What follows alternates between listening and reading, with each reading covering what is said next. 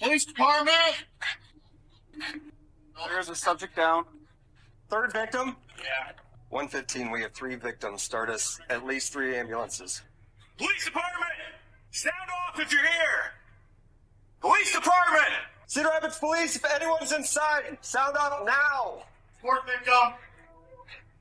So we had a triple homicide? Yeah. The body cam you are watching is from the Cedar Rapids Police Department in Iowa. As you just heard, officers have just discovered 4 bodies gunned down inside this house. Fourth victim! So we had a triple homicide? Yeah. One of the 4 victims survived, 20-year-old Alexander Jackson. Heroically, Alex dialed 911 following the shooting. County Sheriff, where is your emergency? Someone broke into our house. Our address is 4414 Oak Leaf Court, Northeast. I've been shot. My other family member's been shot. I need help immediately. Okay, I'm getting Cedar Rapids on the line here. Okay, what's going on? Someone broke in. Okay. I've been shot. You've been shot? I just was shot. According to Alex, his family home just became the target of a home invasion, and the intruder shot him and his family. Do you know who it was that broke in? Man. A man? Could you tell if they were white, black, Hispanic? It seemed that Alex was in a state of shock as he struggled to answer the dispatcher's questions. Do you remember what color shirt or what color hair this guy had? Anything about him? Black? You think it was a black male or a black shirt? Both? What do you think happened? I don't know. The dispatcher relayed this information to all units in the Cedar Rapids area and encouraged Alex to hang in there while she asked more questions. Alex, does that help come in okay? Just stay on the line with me and don't hang up, okay? Is anybody else home with you? My sister? I just want to make sure that we know who's supposed to be in that house, okay? Just you and your sister for now, right? Yeah. No parents or grandparents, animals? My mom here. Your mom is there too? Yeah. Okay, so you, your sister, and your mom? Yeah. Dispatch then decided to call the home's landline phone to see if any other family members would pick up. You hear it ringing? You hear it ringing? Nobody's answering that house phone. Are you sure anybody's home? They should be. Okay. Without hearing the phone ring, authorities wondered if Alex was calling from another location, playing a sick joke on 911. So, one of the officers rang the doorbell to confirm that Alex was inside the house. Okay, I've got officers in the back and the front. They're just trying to get mom and sister to come to the door if they're there, okay? That's why they're ringing your doorbell. Okay.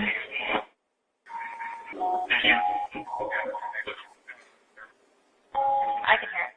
This seemed to confirm that Alex was in fact inside the house, so the team of officers moved in, guns drawn. Police department!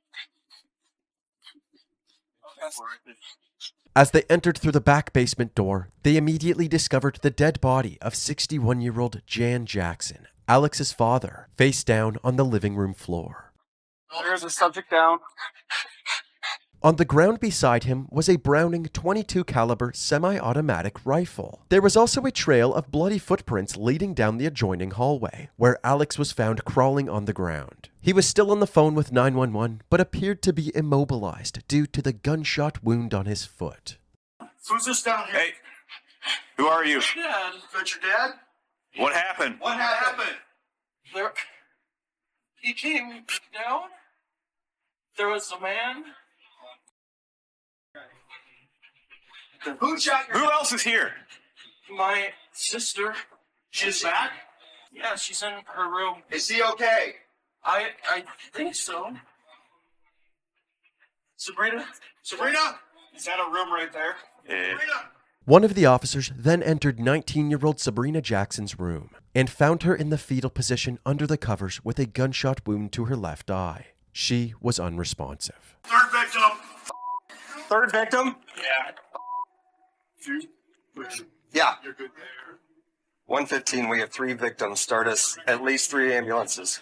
Alex, Jan, and Sabrina had been accounted for, but Alex's mom, 68-year-old Melissa Jackson, was still missing. Concerned for Melissa's well-being, officers began clearing every room in the house, being as cautious as possible in case the shooter was still inside.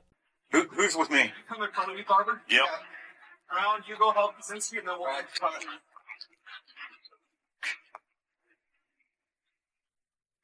Lost my bag.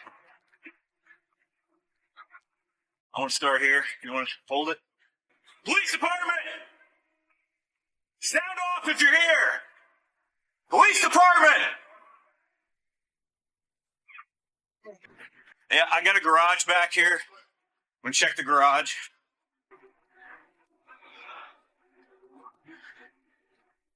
Yeah, that's fine. Well, assuming there's a mother around here somewhere.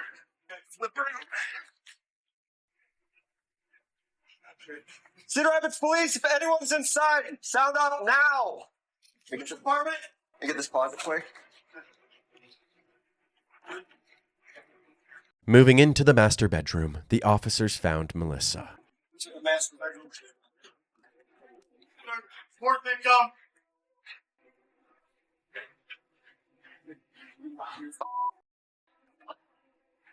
So we had triple homicide? Back downstairs, the officers tried to get more information from Alex, but just like the 911 call, his answers were extremely vague. Are you able to walk or limp? What's your name? What? What's your name? Alex. Alex. Yeah. Alex, what happened? There was a man. What man? A tall man. Breathe and relax, all right? She gave my mom. Yep, we're getting to everybody. I want you to relax and worry about yourself right now. I think he's in shock about everything. Once the house was cleared of any threats, Alex was escorted outside where he was met by several EMTs. He was strapped into a stretcher and loaded into an ambulance. While the EMTs set up an IV for Alex, he suddenly began sharing more details about the home invasion. You ran into who? Okay. You ran into him how? You already did them. With like a fist or? Okay. That's short. So Yeah, my foot. you were sleeping in the porch? Yeah. Okay. Then what happened? Did you hear gunshots or what? Yeah. And then, Saw somebody in your house? yeah. Alex, who opened the back door? I don't know. Maybe he did. Only saw one guy? Yeah. One gun? Yeah. Back at the crime scene, the medical examiner was taken through the house to inspect each victim. First one is right here. Shot in the head. Actually, Alex's father Jan wasn't shot in the head. He was shot in the neck, chest, and back a total of 5 times. He also had several fresh wounds on his face, likely from falling over after being shot. Where's the next one? Right here. Another gunshot to the head. Okay. I don't know where the entrance went. Jesus Christ. That's a teenager. Sabrina was shot twice, once in the torso and the other through the left eye into her brain. Watch out, you don't step on the rounds. Multiple gunshot wounds. As for Melissa, she had 2 gunshot wounds to her head, one to her right temple and the other next to her left eye. There was gunshot residue on her face, indicating that this was a close-range execution. Alex arrived at the hospital at 9:15 a.m., and as he was being transported to the emergency room, the lead detectives showed up too. Matthew Denlinger, a seasoned detective who has been with the Cedar Rapids Police Department for 20-plus years, and Sarah Lucina, a face you may find familiar due to her frequent appearances on reality TV shows like MTV's The Challenge and Survivor. The detectives learned that Alex was quite talkative with the medics while in the ambulance, so they were eager to formally interview him. The medical staff needed more time to treat his foot, so the detectives improvised by setting up one of the officers' body cams in the emergency room. They wanted to be prepared in case Alex shared any important details. The medical staff eventually cleared the room, so the detectives jumped into questioning Alex. The most pressing issue was that the detectives still didn't have a clear description of the intruder. There's a white man, black man, Hispanic, Asian. I know he's wearing black clothes. Even after the adrenaline had worn off a bit, Alex's ability to answer simple questions didn't seem to improve. They have mask on. It's like, oh yeah, one of those ski masks or whatever. Trying to ski mask. Yeah. Did you get scared? No. But shoes. I think they're. I can't tell you. Throughout the questioning, he would hesitate and sigh, struggling to provide any answers with confidence. This was inconvenient for the officers back at the crime scene, who were in communication with the detectives as they searched for the suspect. With Corsa the canine by their side, they swept the surrounding area, trying to pick up any familiar scents from the crime scene, but they weren't having any luck.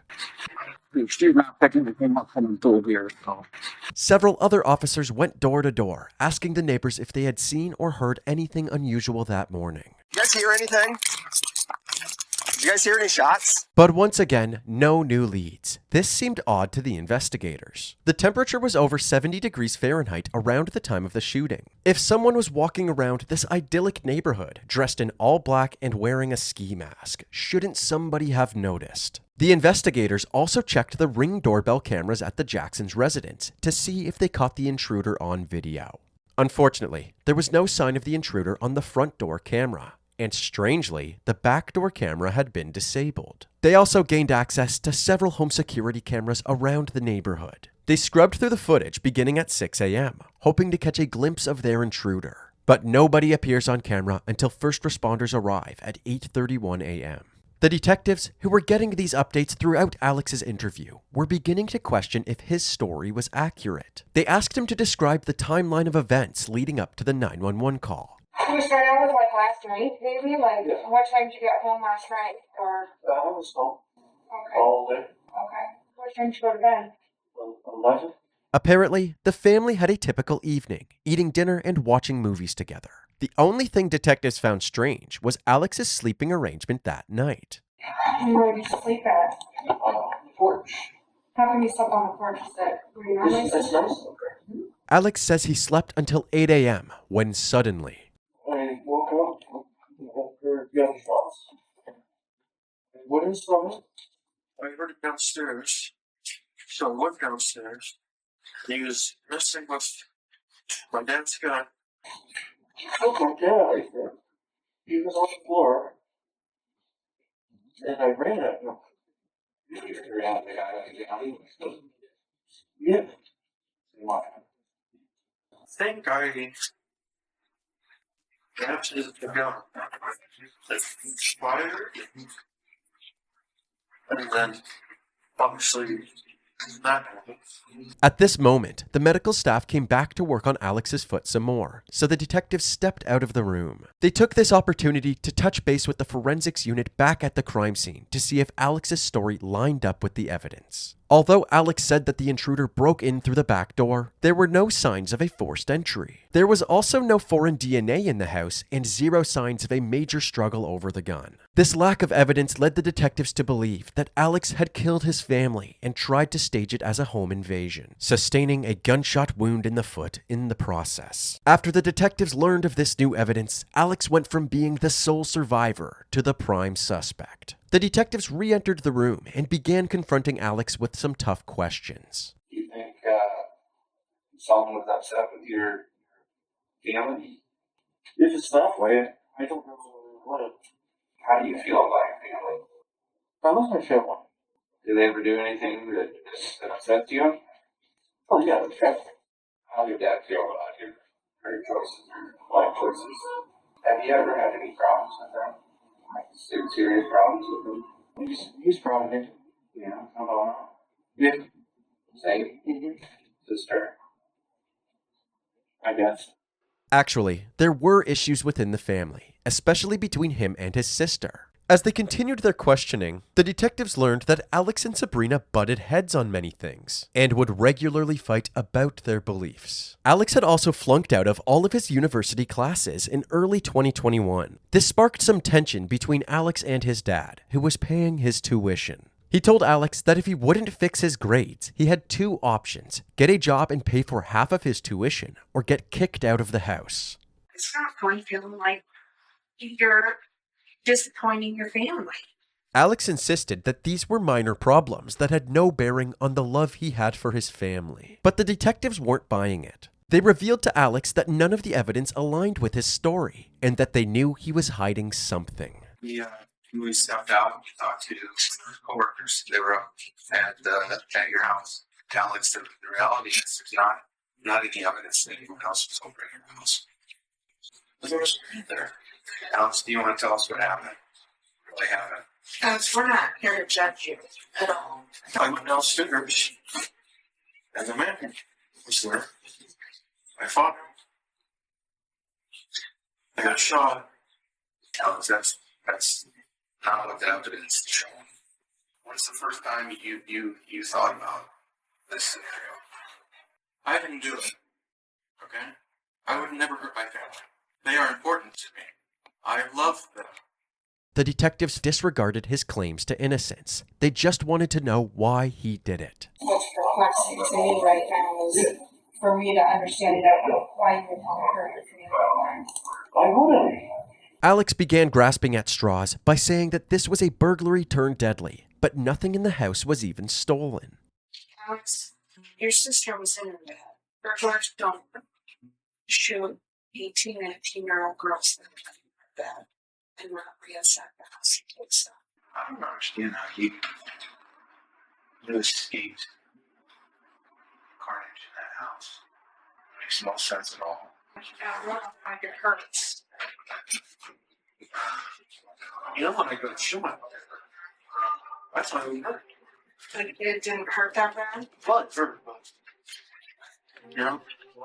The detectives interpreted this comment as if Alex had planned everything out in advance, including being shot in the foot, and expected it to hurt more. They became more assertive with their accusations, which led to some tense back and forths with Alex. It's offensive that I just spelled out all of the evidence to you, and that you're going to sit here and tell me, basically, I think you're dumb, is what you're saying without saying it.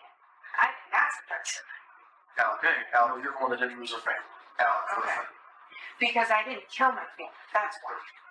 Alex tried to guilt-trip the detectives multiple times by bringing up his dead family. But he didn't seem emotionally affected in the slightest. Not a single tear was shed throughout the interrogation. The detectives ended the interview by giving him two options. Do you want us to write down in the report that there was a guy in your house, that there's no video, that never showing up or leaving?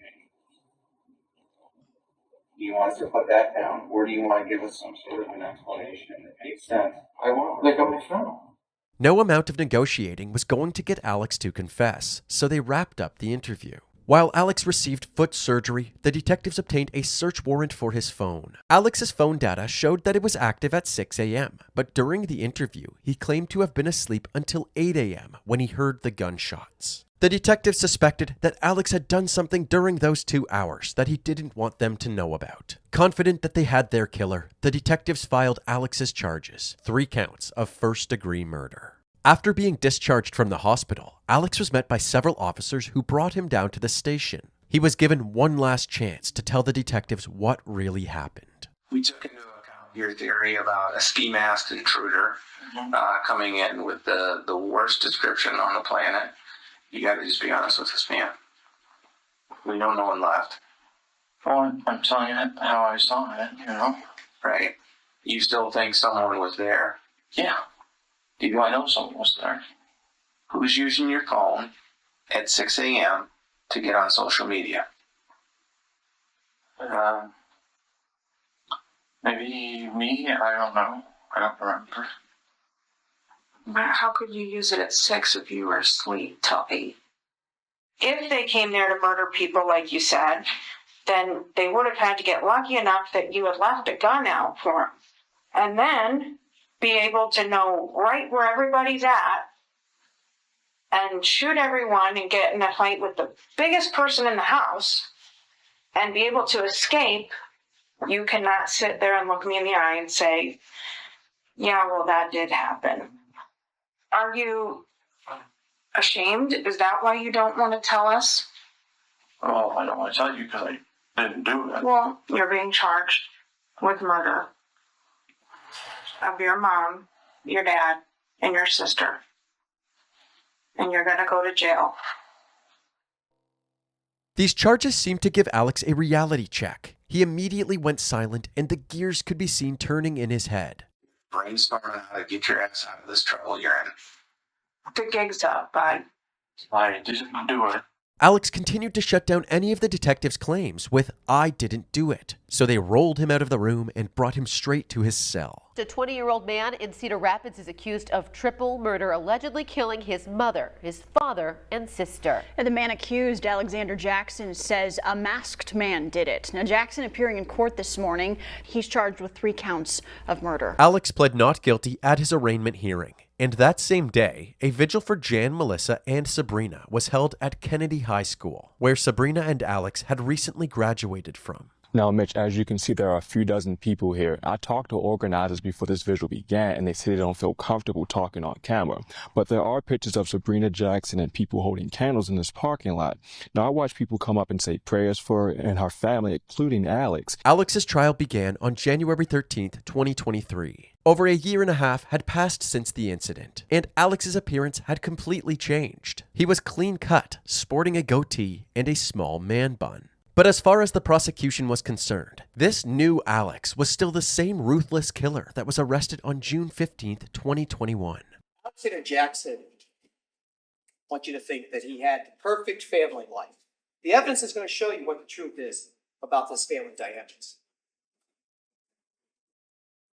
And it's not what Mr. Jackson claimed it to be. They told the jury about Sabrina's journals, where she wrote extensively about the arguments between her and Alex. She would point out how aggressive Alex can be, and that she was always afraid to tell him about her personal life. This was a triple homicide. They find no evidence of any sign of anyone else inside that home that morning. And at the conclusion of this trial, my co-counsel, Ms. Slaughter, will summarize all of this for you. And on behalf of the state, she will ask that you render verdicts of guilty of murder in the first degree for each one of these family members. The defense believed that the detectives zeroed in on Alex from the beginning, writing off the possibility of a home invasion early into the investigation. Having just seen his father lying in a pool of blood on the ground, with a gunshot bleeding from his foot, in shock, as officers said, officers wasted no time at all accusing Alexander Jackson of killing his family.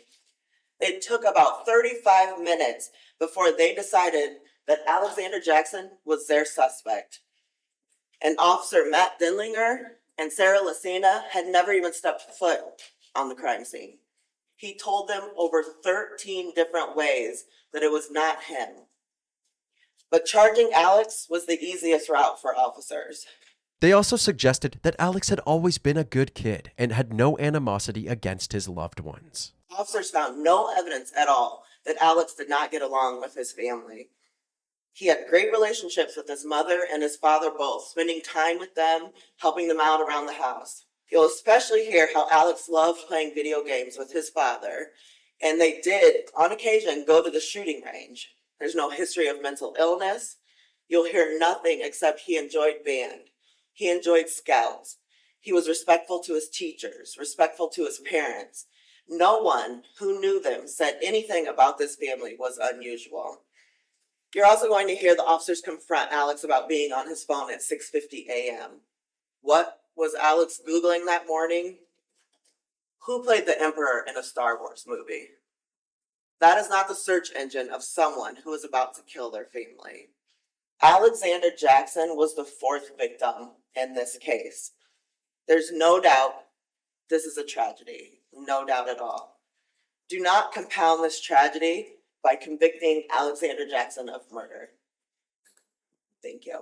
One of the prosecution's witnesses was Officer Brandon Bosenberg, a crime scene investigator for the Cedar Rapids Police Department. He testified that the murder weapon had to have been reloaded at some point during the shooting. There would have had to have been a reload at some point in the process. He said that it was unlikely for an intruder to have done this because of the weapon's complicated reloading process. Even he had to use a YouTube video to understand it. This one's kind of unlike a lot of what I might describe as like a typical firearm or handgun format in the loading process. So I did refer to a video to see how to properly load this rifle. As you heard during the opening statements, Alex and his dad would sometimes go to the gun range together, so there was a high chance that he was capable of quickly reloading this weapon in the middle of the shooting. Lead Detective Denlinger was also called to the stand and was questioned about the investigation. When you interviewed the defendant, do you recall how much he said he had in his bank account? $38. And do you know through your investigation and who would get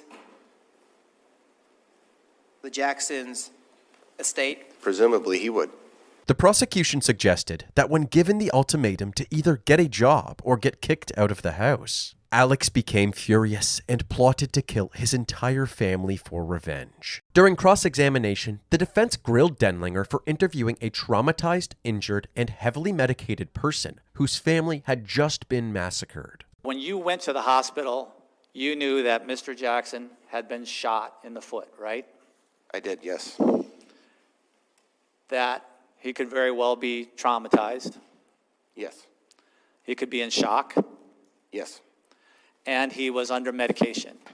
And you chose to go interview him at that time. Yes. If you think about it, if I don't interview him there, the one person that witnessed this happen, the one person that could provide information, and I wait 72 hours because the gunman who murdered 3 people and shot him is wandering out in the neighborhood. He dies in the emergency room, and now we got no information. Like I said before, I'd fire myself if I did something that stupid. This wasn't the only part of the investigation that the defense ridiculed. The primary criticism was the lack of forensic testing done by the investigators. Apparently, several swabs were taken that were never sent to the crime lab, including all of the swabs of Alex's body and several parts of the murder weapon. There were also several crucial pieces of evidence that didn't get swabbed at all, including the leftover rounds that were still in the gun after the shooting. There was 3 rounds in the gun, right? Yes. That is a potential source of DNA, correct? Yes. And it would show who loaded those bullets if DNA could be found, right? Yes, DNA found on that could definitely indicate that for sure. The defense suggested that testing this evidence wasn't a priority because the police had already chosen who they wanted to prosecute, Alex Jackson. The defense also tried to discount the state's portrayal of Alex as a deranged child with a deep-seated hatred for his family. They called several character witnesses to the stand, including Alex's good friend, Ryan Burak. How would you describe your friendship with Alex? Pretty long and a good one. And what would you guys do together? We'd hang out and play board games or video games. Did he have a hot temper? No. How would you describe him? Pretty easy to work with, kind of mild-mannered. Did you ever know Alex to ever get in trouble with the law? No. Or get in trouble at school? No. Did he ever get in fights? No. So you wouldn't describe Alex as a violent person? No. They also called Garrett Barton to the stand, one of Alex's fellow Eagle Scouts. Garrett only ever saw healthy interactions between Alex and his parents. Did you ever see Alex and his mother interact? A few times. What did you observe about their relationship? Always kind and respectful. Never really raised his voice at his mom. Did you ever see him be unruly to his mother? No. Ever mean to his mother? Nope.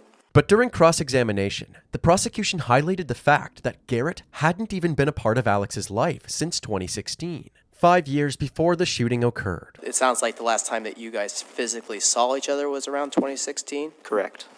In 2021, by then, you don't know how his relationship was with any of his family members, correct? Correct. They used the same argument during the testimony of Alex's band director from high school, Jared Wacker. He said that Alex was a top student in his class back in 2019, but was shocked to hear about Alex's change in grades during college. Would you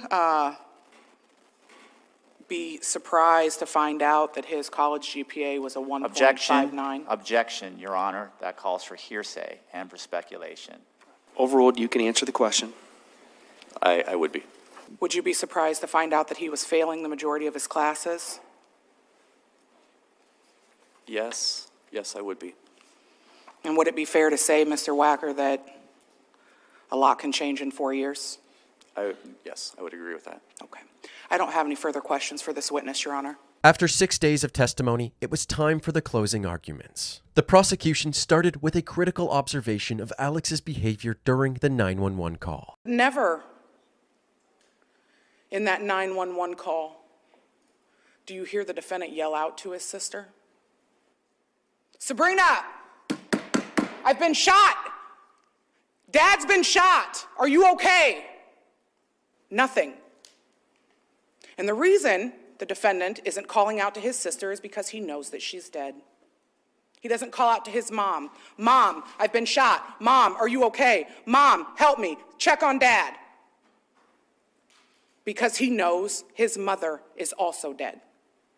This was not some random intruder that breaks in and executes a family that he doesn't know with a gun that he didn't bring with the hope to steal things that are never stolen, where there's a struggle with a huge man and a tall man, a black man with green shoes wearing all black and a ski mask with gloves on. Makes no sense. The murderer in this case that you're looking for, ladies and gentlemen, is seated right behind me. And that murderer is Alexander Jackson. During the defense's closing argument, they suggested that the state's claims were bogus, insisting that Alex was also a victim that had no reason to hurt his family. This is a family that took pride in their family. Why would Alexander Jackson kill his family? It makes no sense. He had no history of violence, no history of mental illness, and had never been in trouble before. This is a picture of Alex when he gets there at the hospital. You can see in his eyes the shock and the terror. The defense also challenged the prosecution's claims about Alex staging the home invasion. The prosecutors claimed that the bloody footprints at the crime scene indicated that the wound on Alex's foot was sustained in the bedroom. The gun was then moved and placed next to his father's body. But according to the defense, the footprints started at a pool of blood near his father's body. They claimed that this is actually where he sustained the gunshot. The footprints then led down the hallway towards Alex's bedroom. The most saturated part of the footprints are in the middle of the foot, where Alex was shot. In the bedroom, the footprints stop at another pool of blood. This is where Alex tried to apply a tourniquet using a cloth and a belt. But the belt buckle broke, so he kept the cloth on his foot and threw the belt to the side. The footprints then go back out the bedroom and down the hallway towards his father. But there is now a gap in the middle of each footprint because of the cloth wrapped around his foot. The defense said that this clearly disproved the state's theory that his foot was injured in the bedroom. They also wondered why there wasn't any blood on the gun if Alex had placed the gun by his father's body after applying his tourniquet. We believe that reasonable doubt is all over this case. Alex had no reason to want to harm his family. And we would ask that you return a verdict of not guilty. Thank you. And with that, jury deliberations commenced. After 6 hours of reviewing all of the evidence, the jury had come to a decision. All right, would the parties please stand? As to each of the three counts, form of verdict 2 has been executed. We, the jury, find the defendant, Alexander Jackson, guilty of the offense of murder in the first degree. Alexander Jackson was found guilty on all 3 counts of murder. Following this verdict, news reporters interviewed the prosecution and the victims' loved ones outside of the courtroom. To me, it means why we do this job, is to know that we could give them justice and conclusion to a horrible event, and that they can move forward with their lives knowing that this chapter is behind them. It's a day loved ones are happy to see come, though they say their pain will never go away. We just want everyone to know that Jan, Melissa, and Sabrina were incredibly loved. And they have a family who loves them, and a family that will keep them in our hearts. As for Alex, his defense team filed a motion to appeal as quickly as possible. A man convicted of killing his parents and sister inside their Cedar Rapids home wants a new trial. His defense filed a motion this weekend asking for a new trial. His attorneys cite juror misconduct, saying a juror reportedly said that he heard others talking about the case. The defense also says the state failed to prove Jackson was guilty of first-degree murder. This includes premeditation and malice aforethought beyond a reasonable doubt. But before a decision on this appeal could be made, his sentencing took place on March 7th, 2023. In the state of Iowa, a first-degree murder conviction comes with a mandatory life sentence without the possibility of parole. Since there are 3 charges of first-degree murder, Alex will automatically receive 3 life sentences. It is up to the judge whether these sentences will run concurrently or consecutively. Before he makes that decision, the prosecution and the defense are given the opportunity to speak. The nature and circumstances of each separate offense in this matter were abhorrent. The heinous, brutal nature of each of these homicides warrants the court imposing 3 consecutive life sentences. The impact that these deaths had on the family in this case and on the public, this set of murders shook this community to its core. If that type of crime does not warrant and scream a need for consecutive sentences, I don't know, Your Honor, if there's another type of crime that would. Thank you, Ms. Slaughter. Mr. Johnson? I couldn't agree more with the state that this incident shook this community to its core. And I'm glad that she said that. And we'll be using that on appeal when we're arguing about the change of venue motion. As it is Mr. Jackson's position that he didn't commit these crimes, I'm not going to argue with the prosecution about the nature and circumstances of the way these crimes were committed. Mr. Jackson to this day maintains his innocence. And again, that'll be something that'll be brought up on appeal. To run them consecutive or not is a gesture, Your Honor, and if you run them consecutive, all you're doing is ensuring that 2 of those sentences will never be served. So I guess you get to choose which sentence you're going to impose, and the other 2 sentences won't ever be served, and those 2 people, those 2 victims won't, I guess, get justice in the way that the state likes to think about those things. So that's all I have to say about it. The defendant also has a right to address the judge before his sentence is mandated. So the judge asks Alex if there is anything he would like to say. If you have anything you would like to say, sir, this is your opportunity. So, Mr. Jackson, is there anything you would like to say? No, Your Honor. With nothing left to say, the judge made his decision. The sentences shall be served consecutively with each other. Following his sentencing, Alex's appeal was denied. He is currently serving his sentence at the state penitentiary in Fort Madison, Iowa.